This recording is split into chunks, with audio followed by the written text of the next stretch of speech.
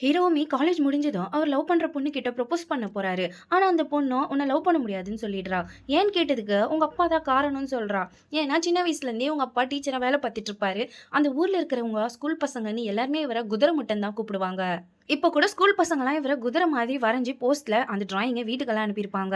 ஹீரோவோட அப்பாக்கு ஹீரோ பொறந்ததுமே ரொம்ப சந்தோஷமா இருக்கும். ஆனா சுத்தி இருக்கிறவங்களோ சின்ன குதிரை முட்டை பொறந்துட்டான்னு சொல்லி கிண்டல் பண்ணிட்டு இருக்காங்க. ஸ்கூல்ல கூட ஹீரோவ பார்த்ததுமே அவங்க சாரும் சின்ன குதிரை முட்டையா நீன்னு சொல்லி கேட்டுடுறாரா. இதனால பசங்க எல்லாருமே அவருக்கு அந்த பேரே வச்சிருவாங்க. அதனால தான் இப்போ இந்த பொண்ணு உன்ன லவ் பண்ண முடியாதுன்னு சொல்லிடுறா.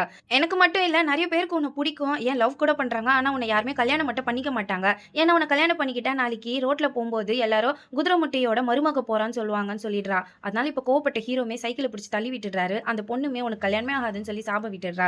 ஹீரோவுமே ஃப்ரெண்டு கிட்ட இந்த பொண்ணு மட்டும் இல்ல, சின்ன வயசுல இருந்தே எந்த பொண்ணு ஹீரோக்கு புடிச்சாலுமே அந்த பொண்ணெல்லாம் ஹீரோ விட்டு போறதுக்கு அவங்க அப்பா தான் காரணமா இருப்பாரு. ஃப்ரெண்டுமே இந்த ஊர் பொண்ணுங்களே வேணாம், நீ வேற ஏதாச்சும் ஊருக்கு போயிடு. அப்பதான் உனக்கு கல்யாணம்லாம் ஆகும்ன்னு சொல்லிடுறாரு. இப்ப பிசினஸ் பண்ணணும்னு அப்பா கிட்ட கேட்டா கிழிஞ்சு போன ஒரு ரூ. 100 நோட்ட தான் குடுக்குறாரு. நீ படிச்சிருக்காதனால ஏதாச்சும் வேலைக்கு தான் போணும்னு சொல்லியிருப்பாரு. இப்ப ஹீரோக்குமே தூங்கும்போது ஒரு கனவு கண்ணி வரும். ஆனா முகத்த பார்க்கலான்னு பார்த்தா அங்கேயும் அப்பா தான் வராரு.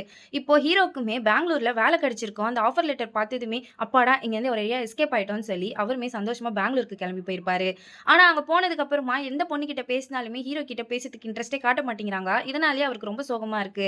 இப்போ ஒரு பொண்ணு புடிச்சிருக்கும் பார்த்தா அந்த பொண்ணு பண்ற ஆக்டிவிட்டீஸ்ல ஹீரோவுமே யார்கிட்ட பேசுறதுக்கே பயப்படுறாரு. அப்போன்னு பார்த்து ஹீரோயினுமே இவங்களோட ப்ராஜெக்ட்க்கு லீடரா வராங்க.